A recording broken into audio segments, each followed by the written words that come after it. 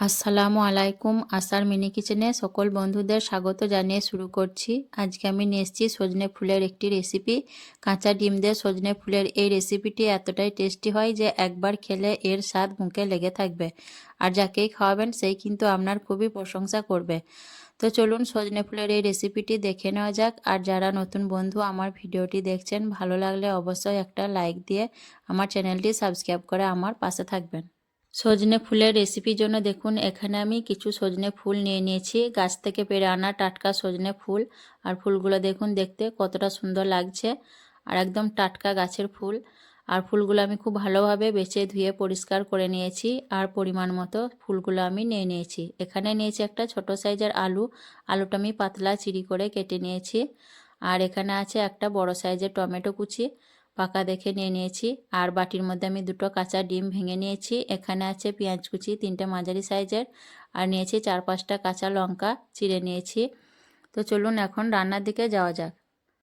রান্নার জন্য আমি গ্যাসটা অন করে একটা কড়াই বসিয়ে দিয়েছি, আর দিয়ে দিলাম পরিমাণ মতো সর্ষের তেল।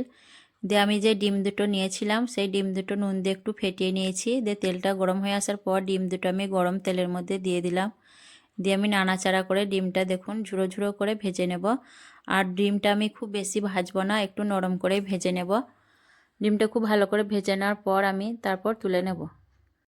ডিমটা দেখুন আমি বেশ কিছুক্ষণ নাড়াচাড়া করে ভেজে নিয়েছি। এখন ডিমগুলো আমি তুলে নিচ্ছি। এর থেকে আর বেশি ভাজবো না, খুব বেশি ভাজা ভাজা হয়ে গেলে ডিমটা খেতে ভালো লাগবে না।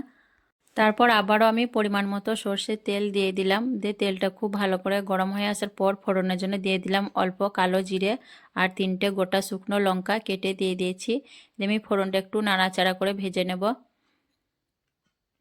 ফোড়নটা একটু নাড়াচাড়া করে ভেজে নেওয়ার পর দিয়ে দিচ্ছি কেটে রাখা পেঁয়াজগুলো আর কাঁচা লঙ্কা কুচিগুলো। দিয়ে আমি নাড়াচাড়া করে পেঁয়াজ আর কাঁচা লঙ্কা একটু ভেজে নেব। আর পেঁয়াজটা অবশ্যই এই রেসিপিতে একটু বেশি করে দিবেন, তাহলে মিষ্টি মিষ্টি একটা ভাব আসবে। যেহেতু সজনে ফুল একটু কষা কষা ভাব থাকে, তার জন্য পেঁয়াজটা একটু বেশি দিলে সজনে ফুলের এই কষা ভাবটা কেটে যাবে। তো পেঁয়াজটা দেখুন আমি একটু নাড়াচাড়া করে ভেজে নেব। পেঁয়াজটা একটু ভেজে নেওয়ার পর দেখুন দিয়ে দিচ্ছি 1 চামচ আদা রসুন বাটা। দিয়ে আমি আবারও নেড়েচেড়ে খুব ভালো করে আদা রসুনটা একটু কষিয়ে নেব, যাতে কাঁচা গন্ধটা না থাকে।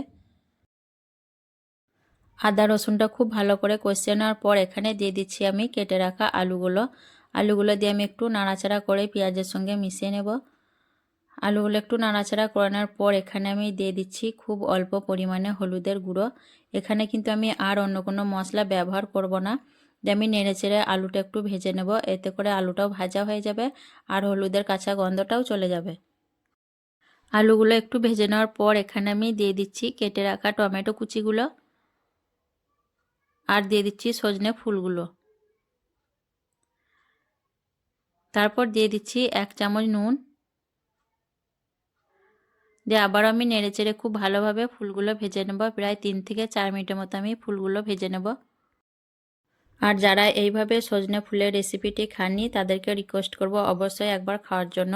খুবই কিন্তু টেস্টি হয় সজনে ফুলের এই রেসিপিটি। একবার খেলে কিন্তু সত্যি মুখে স্বাদ লেগে থাকবে আর বারবার খেতে ইচ্ছে হবে। তো দেখুন ফুলগুলো আমি প্রায় 3-4 মিনিটের মতো ভেজে নেব। তারপর আমি এটা ঢাকনা ঢেকে দিয়ে সেদ্ধ হতে দেব।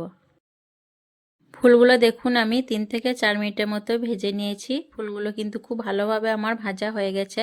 এখন আমি এইভাবে করে ফুলগুলো এক কাছে জড়ো করে দেব।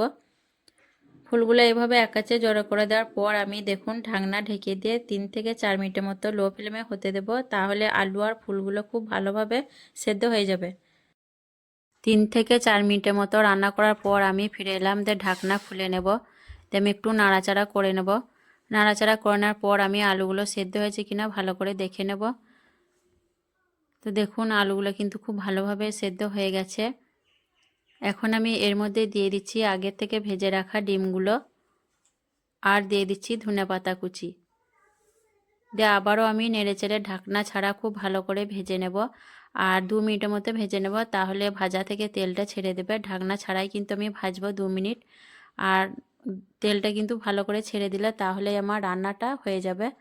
2 মিনিট ভেজে নেওয়ার পর আমি আপনাদের দেখিয়ে দেব কেমন হয়েছে। ডিম দিয়ে সজনে ফুলের এই রেসিপি কেমন লেগেছে অবশ্যই কমেন্টে জানাবেন। ভালো লাগলে লাইক করবেন, শেয়ার করবেন আর আমার চ্যানেলটি সাবস্ক্রাইব করে আমার পাশে থাকবেন। আসবো আবারও অন্য কোনো রেসিপি নিয়ে। সকলে ভালো থাকবেন, সুস্থ থাকবেন। আল্লাহ হাফেজ।